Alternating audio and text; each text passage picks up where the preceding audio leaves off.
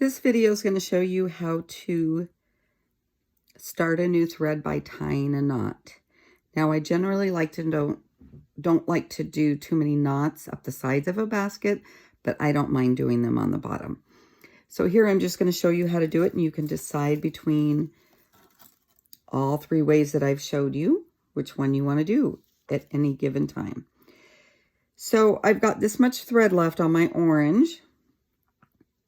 I'm just going to bring this is my new thread. I've pulled out my 2 arms length, which is what I like to work with. I'm just going to tie a simple little knot here. You can tie a double knot if you feel it feels more secure. So I want to try to show you how I do this. I try to work it as close to the basket as I can, because the plan is I'm going to try to hide that knot. I'm trying to make it the least noticeable as possible, unless you're using it for a decoration on the front. That's our goal. So I will leave these tails on here for the time being. I pulled that tight. I'm going to tape these down so they stay out of my way. You see how tight that is? It's right snug up against the basket. So my goal is at some point to tuck it in between the needles here. So these are waxed, so it's pretty pliable. You can work with it a little bit, but I like to tuck the little knot in like I do on the faggoting stitch. I kind of hide it in between the needles.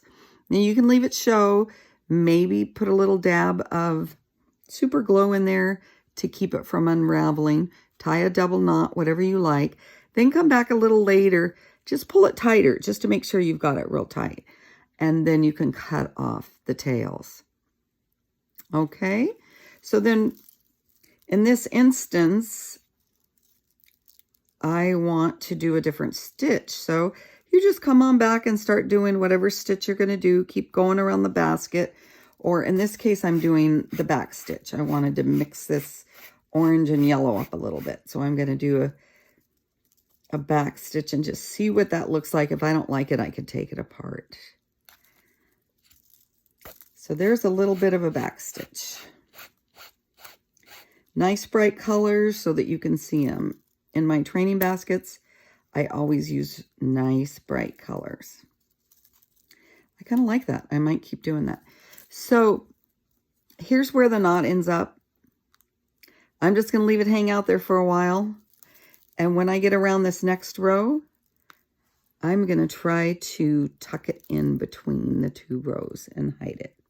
Okay, that's the third way of changing threads when you get to the end of your rope.